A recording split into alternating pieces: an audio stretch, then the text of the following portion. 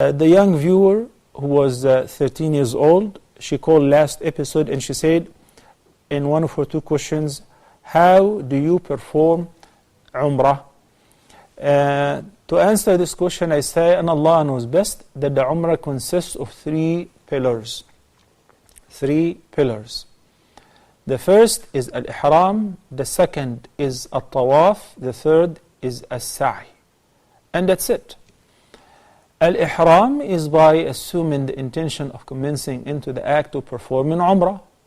And that can be crowned by saying at the right place, which we call it Al-Miqat. Al-Miqat.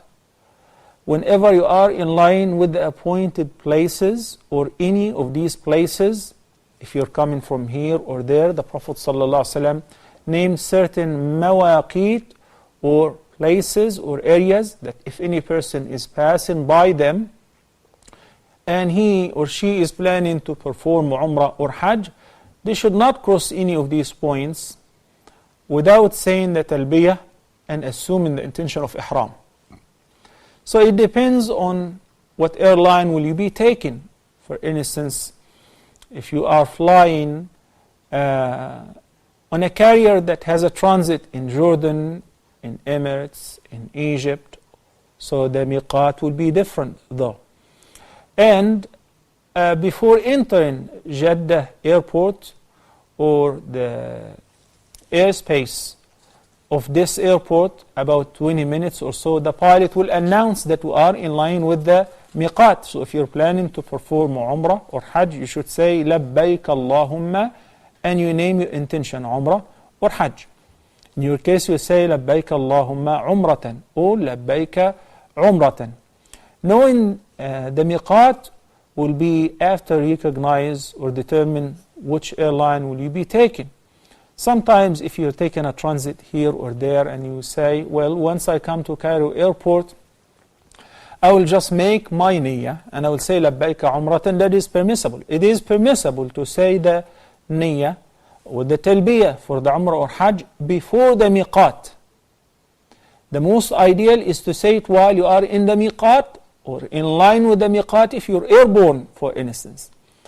And it is permissible to say it before in case that you're afraid you may fall asleep or the pilot may not announce or forget. So in order to avoid the risk, you may say it before that.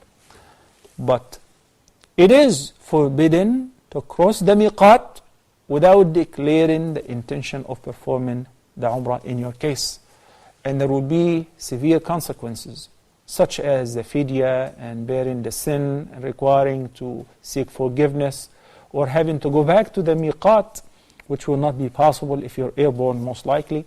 So it is best to say a name, for instance, which airline you'll be taking, which route, and if you're taking a transit or flying direct, we'll be able, inshallah, better to help you with regards to the miqat and name it.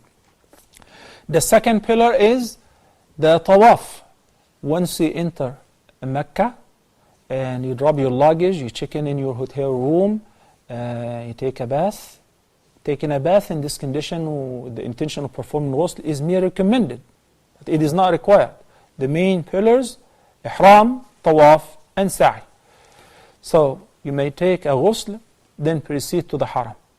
If a woman is experiencing her menses during this time, she should not enter the haram, nor should she perform tawaf, because at-tawaf is a ibadah that is exactly similar to the salah, to the prayer, except that in the salah we do not speak outside speeches or words or dialogue. We say the adhkar, the prescribed adhkar, and recite the Quran. But in the tawaf, a person may speak outside the adhkar. But they both require complete tahara from the major and the minor impurity. That's why if somebody void his or her wudu while performing tawaf, they should interrupt the tawaf and go out to make wudu and come back, either to resume or to start from the beginning, and the latter option is best.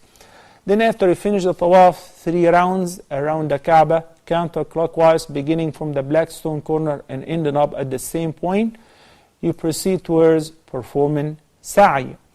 7 trips from As-Safa to Al-Marwa is 1 trip. from Al-Marwa to As-Safa is the second, and so on and so forth. And by that you finish the Umrah and you're due to do the Tahallul.